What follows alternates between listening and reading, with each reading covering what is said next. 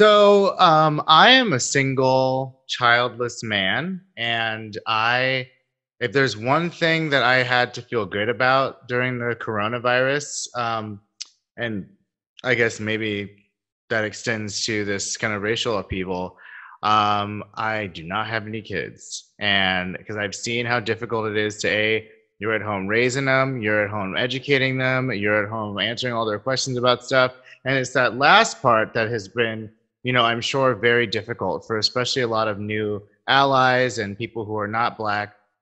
Black parents have known forever that they have to at some point explain to their kids that they're Black if they didn't know already, and what that meant in a society as racist and white supremacist and as dangerous for Black people as America is. But for white people and non-Black people, to a lesser extent, that hasn't necessarily been a conversation that they've been proactively having. But a lot of people are having to have it now. Your kids are looking outside and seeing the same tanks and helicopters as I am, and hearing about George Floyd and all these kind of protests. And what is racism, mommy? Like, what is white supremacy, mommy? Who is George Floyd, mommy?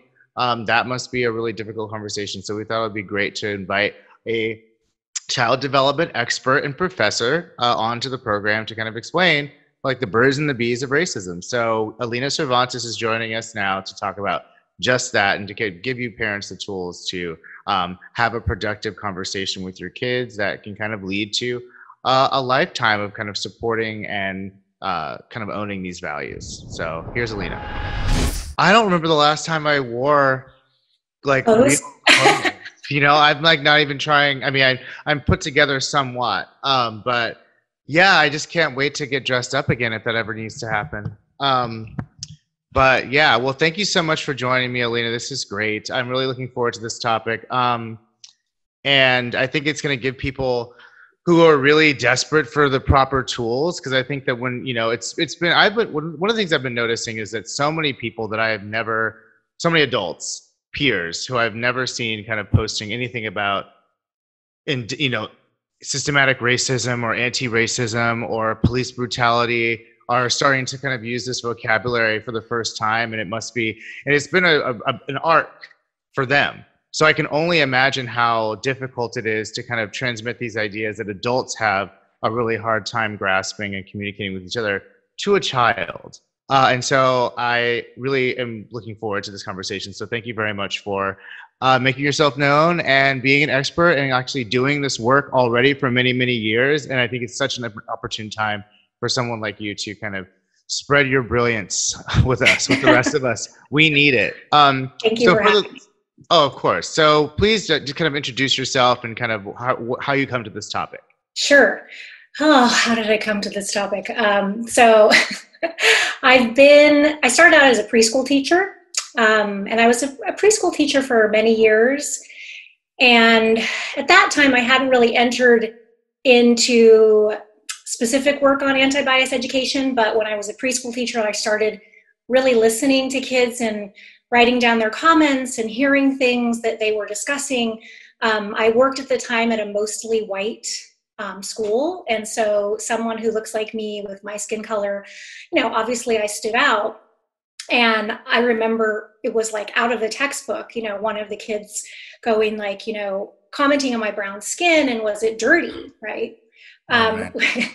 And so, and also like I have this beauty mark here. Kids notice physical features and they would like ask me if it was a bug or if it would, right, scratch off. So I just really started paying attention and listening more to kids, and I got more interested and passionate about anti-bias education. And then I became a professor of early childhood education.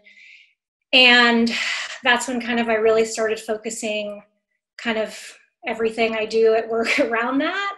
I teach a course called Culture and Diversity at American River College.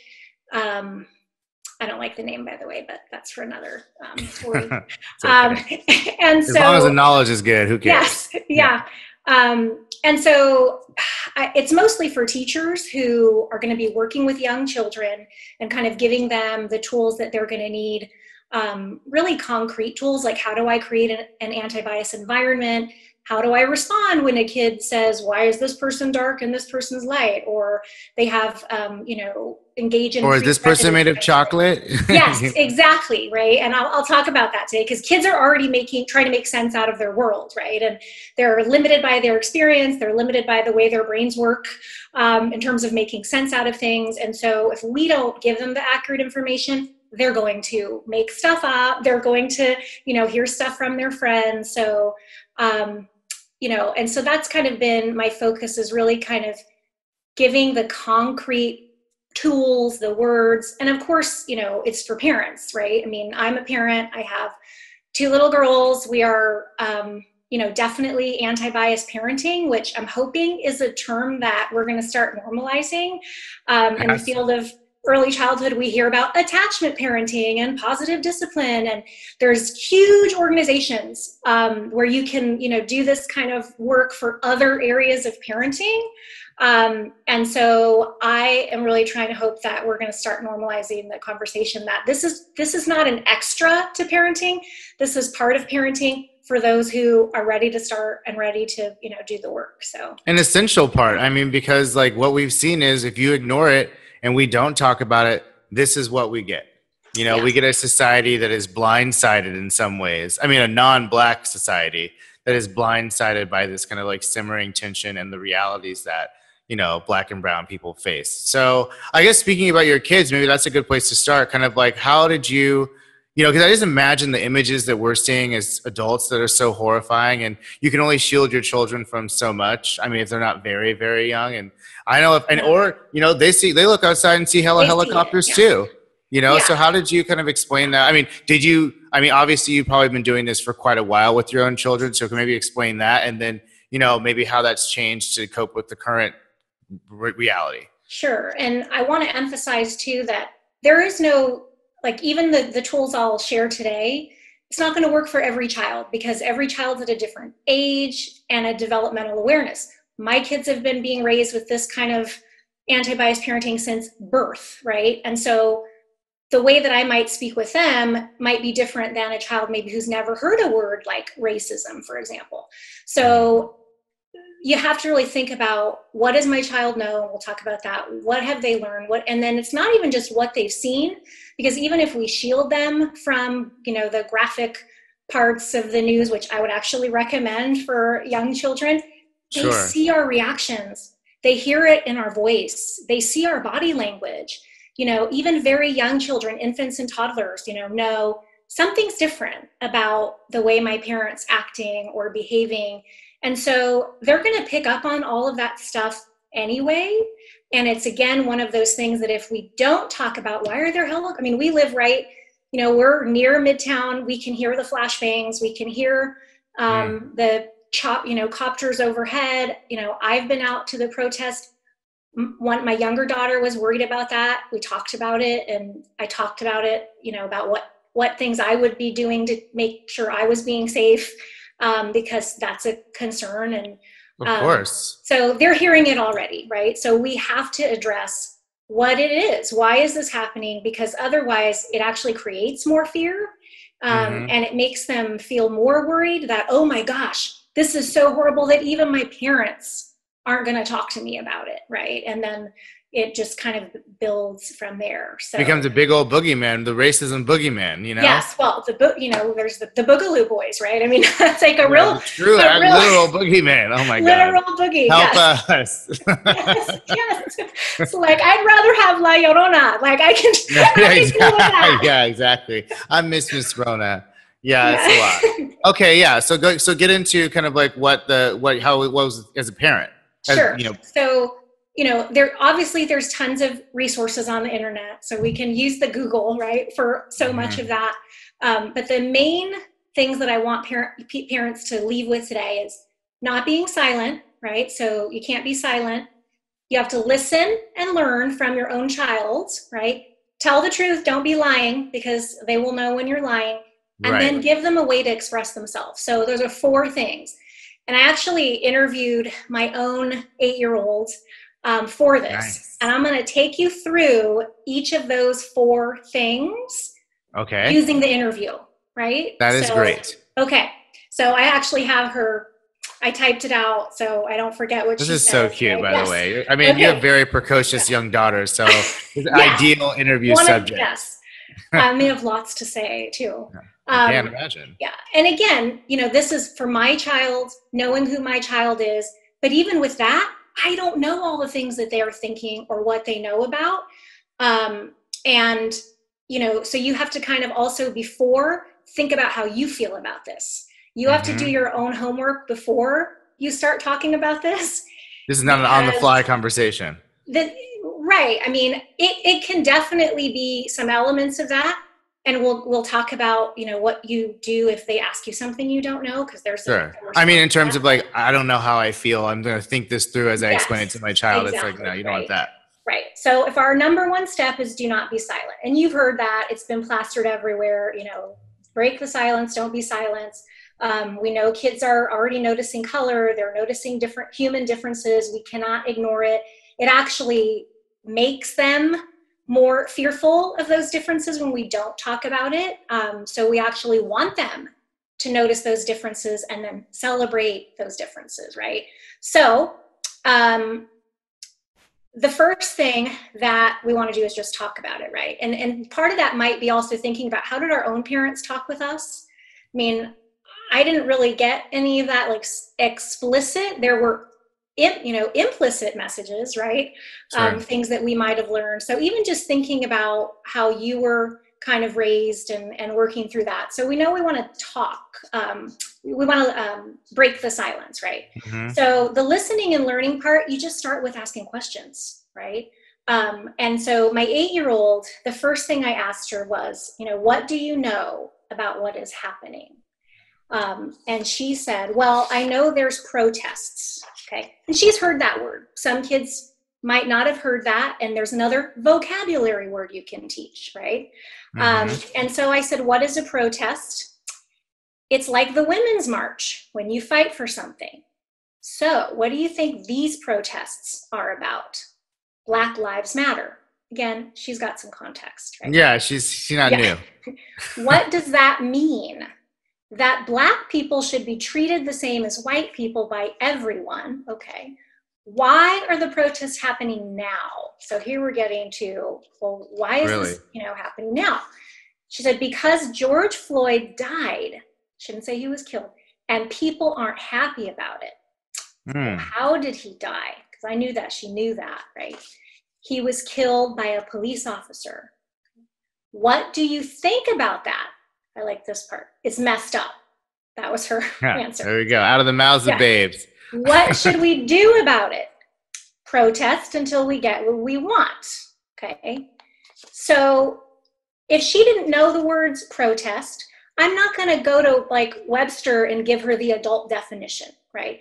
I can tell a 3-year-old a protest is when people are standing up against something or fighting for something they believe in, right? Parents explain all kinds of complicated things to their children. How a butterfly, turns into a butterfly, why the sky is blue. We don't always know the answers to that. My kids ask me, why are there rivers and how did they form? I don't know. I'm not a geologist. Yes. So we already do that, and we're willing as parents to do that. Like, we don't even think about it.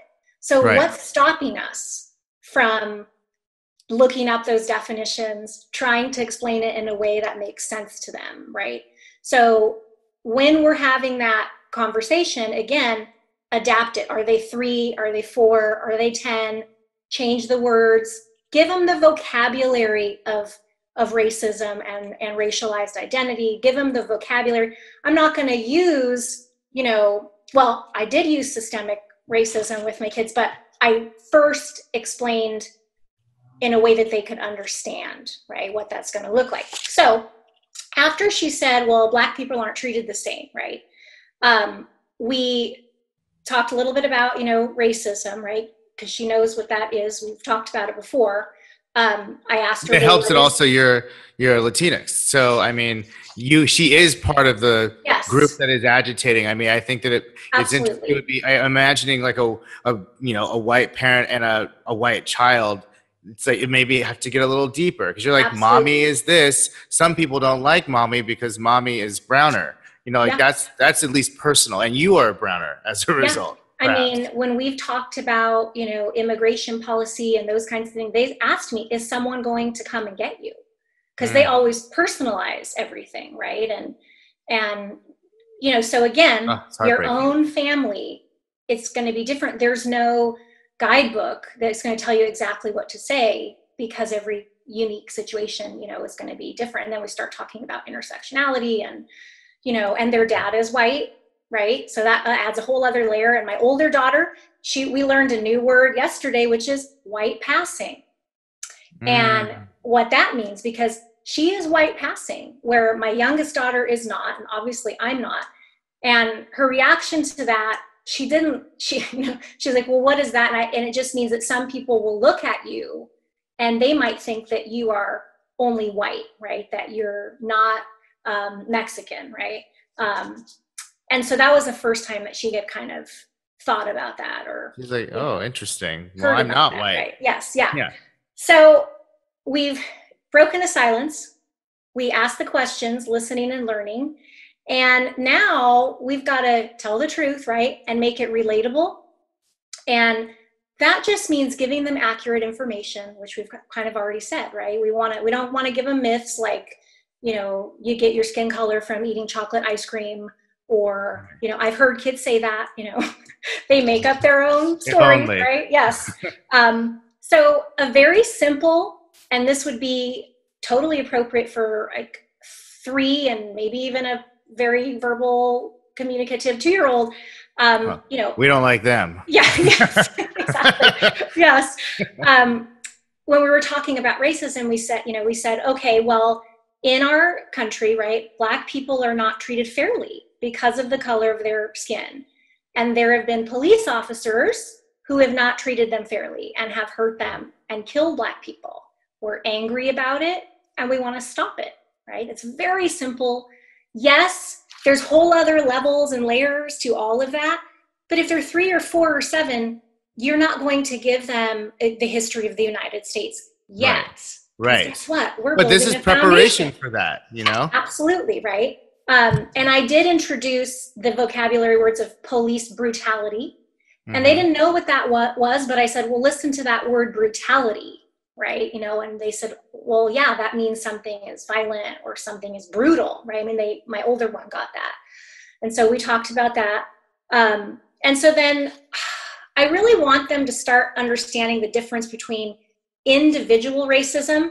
This is the thing that adults struggle with, right? Because I hear people say, well, I'm not racist. I don't believe in the KKK, or I don't, you know, say those things or do those things. I don't say the N-word or whatever. Yeah. Exactly. And that's great. But if you can't also understand institutional systemic racism, you're not going to be able to understand your role in that and the role that we all play, including myself, in those things, right? So how do I get my child, my little 8-year-olds, right, to think about the difference between those? So this is the part that says, how can we relate it? Make it relatable to things they know. What do they know about? And again, different for every child, but most kids attend school or childcare, preschool, right? So I went with the example of the school, right? And I explained that it would be like if there was a kid at your school or a teacher, someone at school that said a really mean racist thing, like, you can't play here because you're Black, right? That would be a racist act by an individual, right? But what if that person didn't get any punishment for that? It wasn't addressed. And in fact, they were protected. And what if your school had all of these policies, new vocabulary word, what is a policy? It's a rule, right? That was okay. And that we weren't going to really care about that. And we started having policies that made it okay to uphold racism, right? So What is I mean, I feel like a lot of this could be applied to adults too. To 5-year-olds. Yes, yeah, exactly. Let me talk to Jerry. Yes. Yeah. Well, I say that all the time. I'm a teacher, and I'm sorry, but if I see a teacher abusing children, and I've told my kids this too, and if I don't say anything about that, is mommy a good teacher or a bad teacher? Mommy, you wouldn't be a good teacher if you didn't say something. I'm like, you're right. And that is my job, to not harm children, to protect and serve children as a public servant at a public school, right? Right. So, so that's how I got them to kind of understand the difference between individual, a person is doing this thing, and that's a problem, and we need it to stop. But it kind of is harder for adults and kids, right, to understand that there are systems in place that are upholding this, that are protecting this. So then, and I had not ventured as much into this with my kids. My kids, they've participated in marches, they've actually come to campus and run a little workshop on skin color with skin color paints when they were like 2 and 4. And people would this is the ideal scenario. Yes, we did it in the student union, and they were equipped to do that. But we hadn't talked specifically about changing systems, right? So this is the next part of the interview. I asked, well, who makes the rules? And she said, the president and the governor. Is there anyone else? Total silence. So then I said, okay, well, the school boards make some rules, and the city council, right? So we talked about some other things she's heard about, again, relatable, right? So if all of these other places make the rules and we don't make the rules, and I pointed to Daddy and I, like Daddy and I are not making, we don't make the rules at your school. We don't make the rules of the state, right? How can we change those racist rules, right? Or policies. Now I'm just going to start using the word policies because they can learn that new word. So her answer to that was protest, which we already talked about. So I dug a little more and I said, but how did those people get to be the ones that make the rules? And she said, they get voted on. Now, we're getting somewhere, right? Okay, so how else can we change the rules? You vote. And I said, yes, and we can speak at school board meetings, we can talk at city council, and they know that her parents do those things, right? But what about people that can't do that, right? Because there's so many different ways to be active, right? It's not just the protests, it's not just, So she said, you can write a letter, right? You can call them, right? And I said, yeah, those are great, great ideas. So that's the fourth part, is give them a way to express themselves. I have friends that are having their kids, make drawings, write in journals, make a poster to put outside, participate in protests if that's something that your family wants to do. But having them feel a sense of agency, we talk about that already. We have them set the table. We give them chores, right? When they're grieving, we already know the language of, oh, we have to let them express themselves. Oh, we have to have them use art and all of these things. This isn't any different. We have to give them ways to express themselves, but also kids can be activists, Absolutely. Absolutely. I mean, children have changed the world already, and young people have changed the world throughout history. My youngest daughter, they had to do a cereal box project at school, and she chose Claudette Colvin. And, I was happy that she chose that. She actually saw a play on it first. That was the kind of way she learned about it.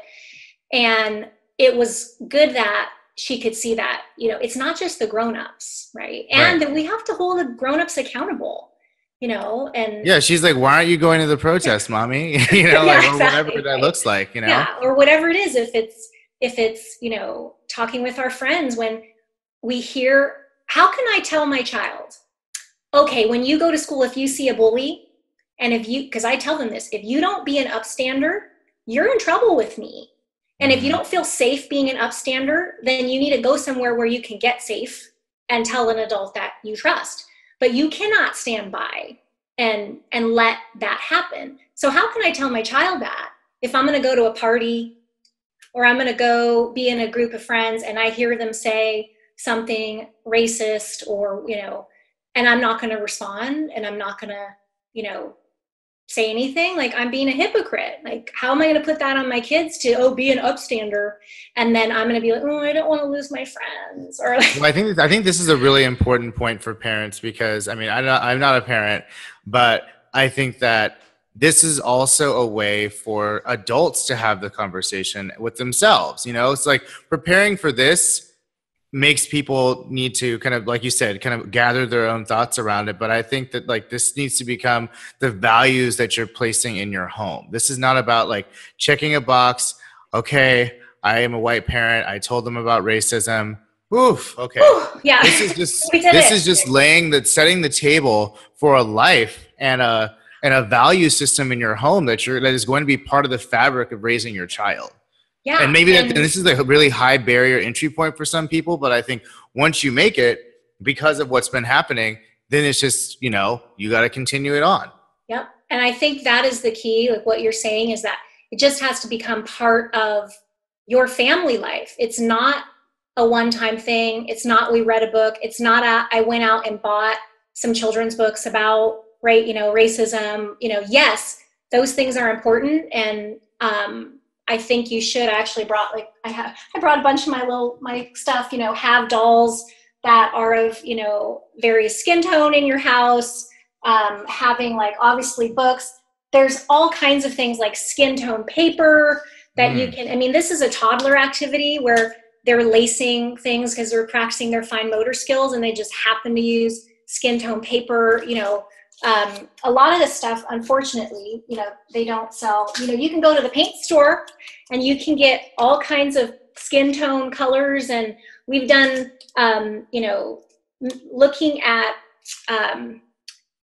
light to dark, right? Talking about, does this one match me? Is this one too dark for me? Is it lighter? And it's really just getting a comfort level through play and through everyday kinds of activities. That's an interesting topic as well, like colorism. Like, you talked about white presenting or kind of white passing. It's like, do you know that some people treat darker skinned people mean than they treat lighter skinned people? Yeah.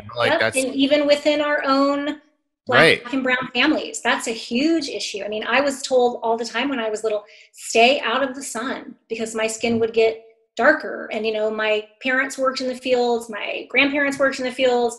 And I understand that they didn't want their child to have that same stigma. It wasn't about skin cancer. No, it was all about internalized depression and internalized shame. And, I don't want my kids to have that, and no matter what their skin color is, I don't even know how this is genetically possible, but my oldest daughter came out with blonde eyebrows and blonde hair. I don't even know how that's possible. Irish genes got strong. I don't know.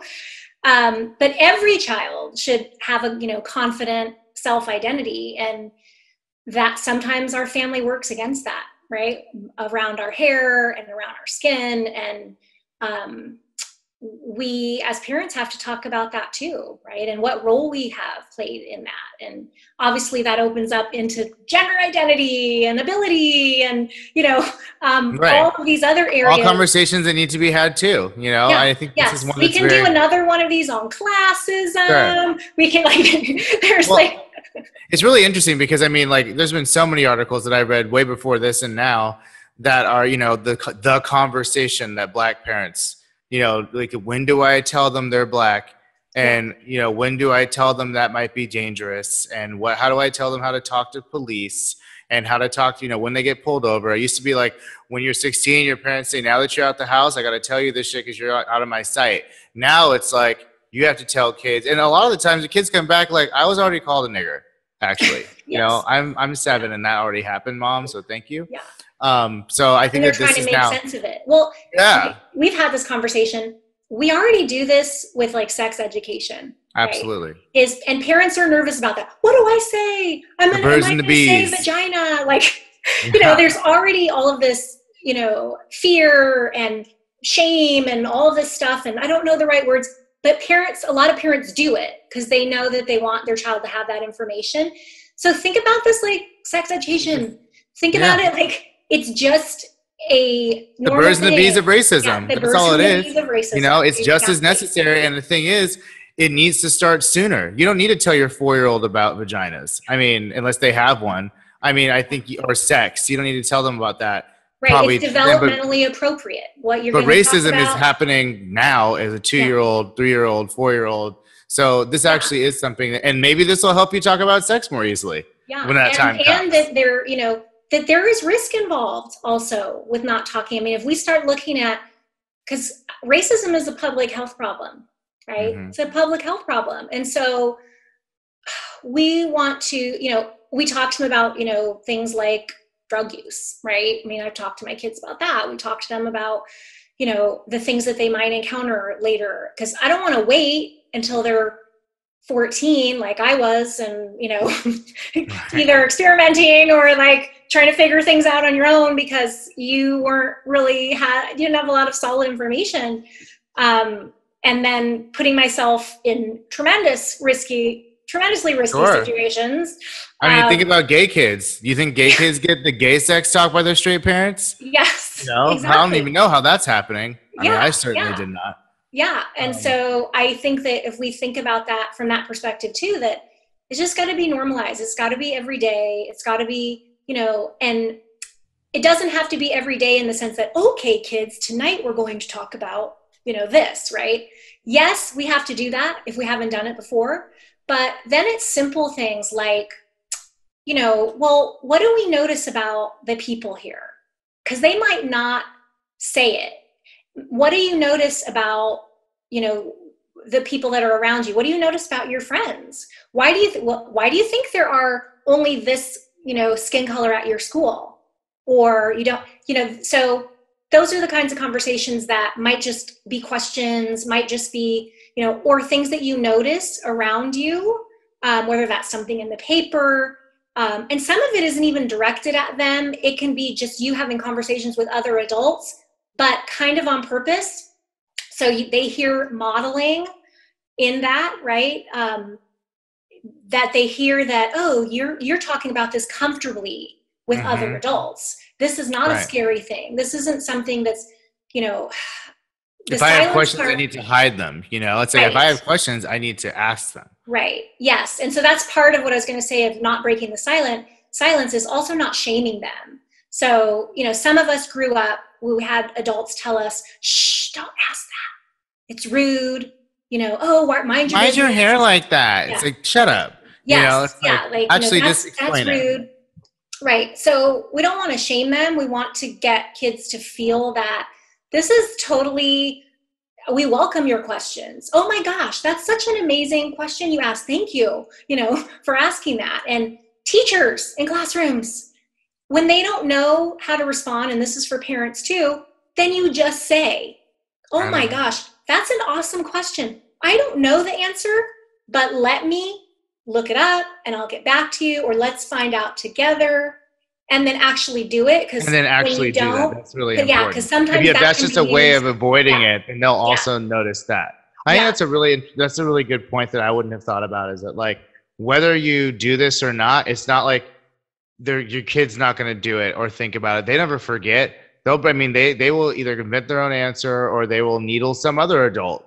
Yeah. And you want to be the person that your kids can come to, I assume, as a parent. And they might also not do that and then think, wow, something was wrong with my question and this is a dangerous topic, or something is scary about this topic, and this is why you end up with adults who are fearful, or they don't want to say the wrong. I mean, I'll give an example for myself. It was around ability. I did not know how someone who's in a wheelchair drives a car, like for most of my life. And I always wondered about it as a kid. I always thought about it, but I never asked anyone because I was kind of socialized that you don't really talk about that. It's not something you talk about out loud. And maybe you obviously didn't know like any disabled people who would have been driving a car, like you may not know a black person. Yeah. For a lot of these exactly. people. And so, one thing the internet is good for, right, is, that Google I can Google, like, how does a person in a wheelchair, drive a car, right? And then I can watch it with my kids, and then I can learn something, and they can learn something. And, obviously we want to look at our sources. We want to try to get our sources from people who are in that experience and listening to their voices and their experience. But that can be helpful too, is, think about what do you want to know? What are you worried about? What kinds of things are you uncomfortable because you don't know enough about? And there's lots of things, I think, that sure. And this is a chance for families to learn together. I think that's a good point too. I don't expect a white parent or a non-black parent to be able to all of a sudden become, Angela Davis. That's an expectation that's not realistic, and it's not necessary. I think that if you're like, this is something we're going to do together because, we are raised in a society that we don't have a lot of access to this information, and nonetheless, we're bombarded by the outcomes of that. So this is a good entry point time, like, to use this struggle and this turmoil as a way to say, hey, we are actually going to do this as a family in a way that I was not raised. Like, I think that's a really great way to frame it. Yeah. And it shows you your values, because you could say all day long, we value this, we value that. But it's like with anything, if your kids aren't seeing your action behind that, then, and it's the same thing for adults right now. And I think there's a lot of adults and organizations and places that are, saying, oh, we value this, we value that, but they're not putting the action, or haven't put the action. Right. And so I think it's great. Like, show me your board, show me your board, employees, show me your students. Policies, show me, that you're trying to educate yourselves, you're trying to educate yourself. And then when those things happen, then I know what, your value, because that might be as a parent, that might be in your heart, right? That might be what you value, what you believe in, but you've got to show your own kids that you actually mean it, and that we're going to take steps as a family. And I think this makes your family stronger. It makes your family like more amazing to, embrace this, because it's really embracing love. And when you can embrace, love for other people, you're embracing each other more, and you're learning about each other. And no, you don't have to, I don't know everything. I'm learning forever. It's, you can't know it all. And I have blind spots, and I don't know the answer, but I'm trying, I'm trying to figure it out. Parenting is hard. Of course, it seems very hard. Especially during a global pandemic. I've been feeling for you guys so much. I'm like, what a time to be single and childless, because you're looking over at your friends like, dang, exactly. That is a different life. I keep telling my husband, I keep saying, if we can parent through this, I am not at all now worried about the sex thing and the that talk, who my oldest child already thinks that she tries to talk to me some kind of way. All right. You're let me grab that chancla, girl. Ooh, yeah. So no, but it will make you, we're being tested for sure, but this is another test. This is another test. I mean, this whole Trump era must be a giant test for a lot of families. What did the president just say? I mean, how many times has that conversation happened in your household? Yes. Or in my household? I'm looking at the wall, what did he just say? So it's all of this stuff is, I think, it's a silver lining of a kind, because it's forcing you to reckon with things that you would have rather looked away from. And none of us benefit from that. No. And maybe that's, I keep thinking that maybe the outcome of this, I've never been alive in a time where I've been hearing people that I never would have thought would be saying words like, whether that's talking about white supremacy or systemic racism or intersectionality. I feel like it's exploded a bit in a way that I don't think that we've seen just and we're not going back. And we're not going back. No, we're not. And if people think that we're going back, you are sadly mistaken. Yeah. We're not. And I think like now's the time to have the brave conversations, to move forward. And no, we're not going back.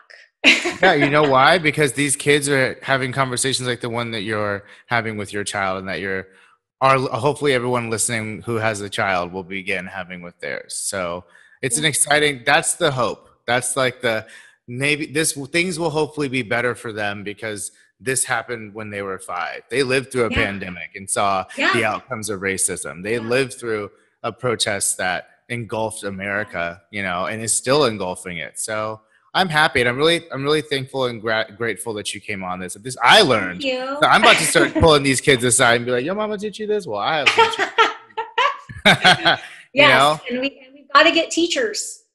Yeah, we've got to get teachers, and we have to be, supporting organizations that demand that teachers are doing these things, and we need to stop supporting organizations that are making it optional, that are not requiring it, that, that's not okay with me. Like, every teacher should have a minimum vocabulary, comfort level, knowledge level.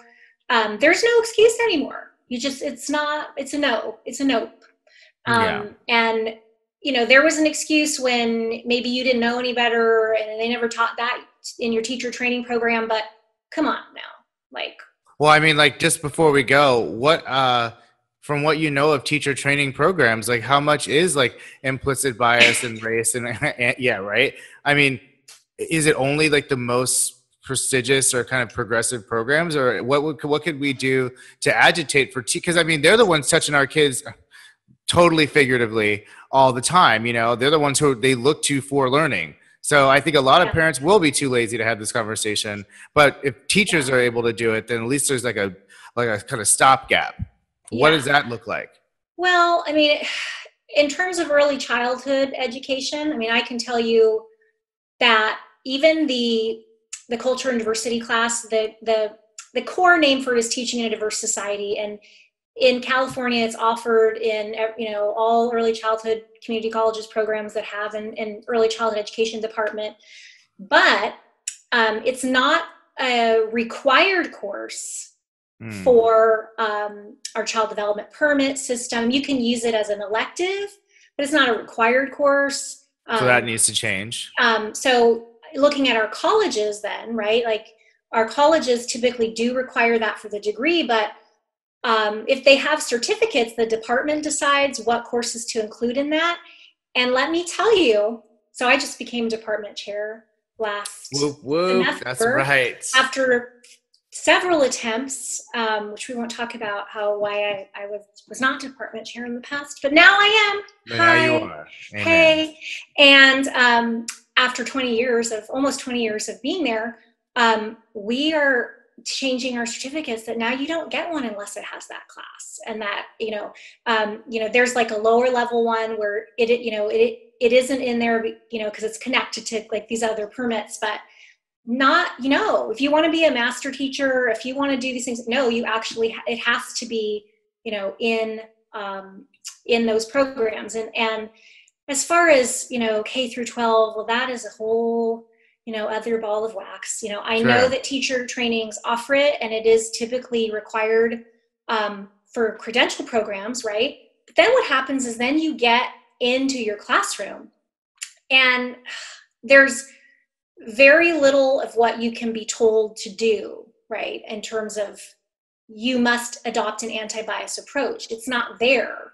When I get evaluated, for example, I'm not going to lose my job because I'm not doing that. And frankly, it's hard to lose your job because of my union, right? Which I will tell you does not put students first, because that's not their job. Unions are there to protect me and my work and my work conditions and my compensation. So that's a whole other big issue when we start thinking about that. Are we going to start putting this in our teacher evaluations? And making it count, and holding teachers accountable, and what does that look like, and who needs to back it? for that to happen? I mean, are we going to, start, really putting some teeth behind these values that we say are so important? I mean, even creating an environment that embraces that. I mean, we have checklists. I have an anti-bias environment checklist that I could go to any school, and I do this. One of my assignments in my class is they have to go to a preschool, including our child development center, and they have to go and look. Do you have skin tone paints? That's a basic. You shouldn't have crayons if you shouldn't have, a variety of ways that kids can express what they themselves. Look like. Right. Yeah. I mean, what's your library look like? What do your books look like? So we have the tools, and granted, yeah, we need, funding for some of those things, but it's also choice of what we choose. Posters on the walls. What's in our textbooks? What are the images when we put out media for our program? Yeah, I mean, like, who cares what the teacher says if the history textbook's racist and you're tested on knowing racist facts? Yeah. So that's a whole other thing. Yeah. But that is something to think about, because, if you're a parent, you got to think about these teachers too, because they're the ones who are going to pass on what they know. And if they are passing on ignorance or countering the stuff that we are talking about with our kids at home, and they come back from school and say, the teacher didn't know what implicit bias was, mommy, or the teacher didn't think that it was, okay to have protests or whatever type of stuff must be happening in some of these programs. It is happening.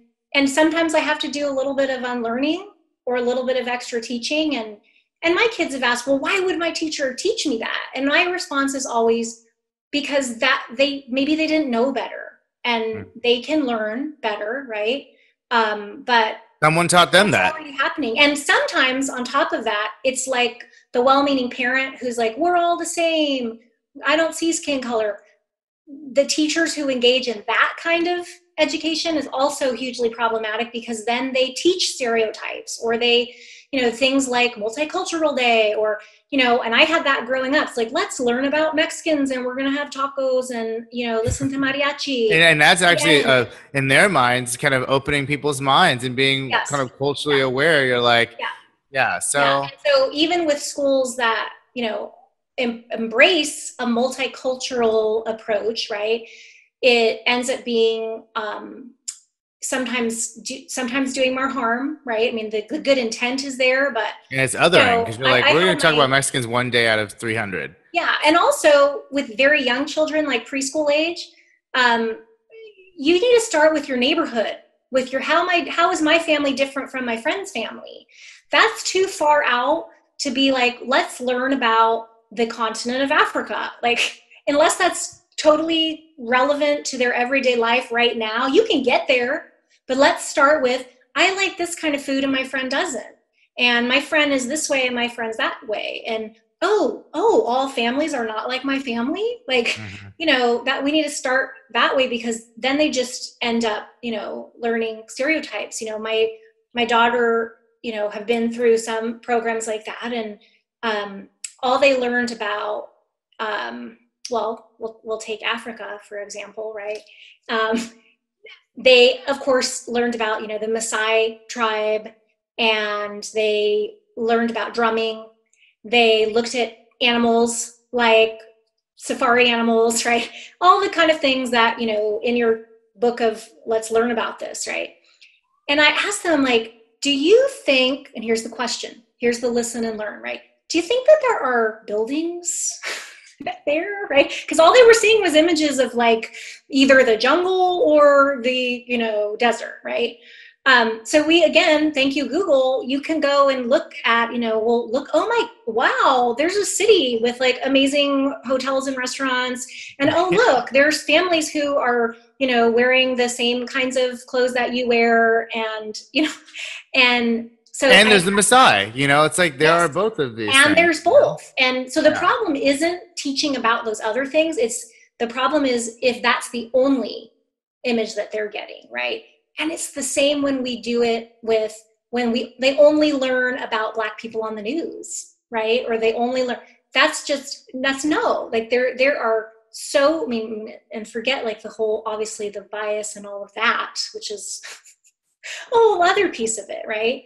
But they have to be able to have it relate to their own life. And it's got to be a diversity of what we know about people, not just a stereotype, because, then, I mean, all I learned It's George Floyd or LeBron or Beyonce, Exactly. Yeah. Yeah. So. Well, thank you so much, Alina. This has been hugely educational, of course. And will you just say your position at ARC once again, sure. And your name? Sure. Alina Cervantes, and I'm a professor of early childhood education at American River College. Okay. Well, this has been wonderful. Your kids are in excellent hands, of course, with you and Simon. But, I think this goes to show that you don't have to be a professor to do this. I think you've given people some very tangible tools that they can use to begin these, perhaps difficult, but I think really rewarding conversations. So thanks so much for joining. This has been great. Thank you. Love you. Love you too.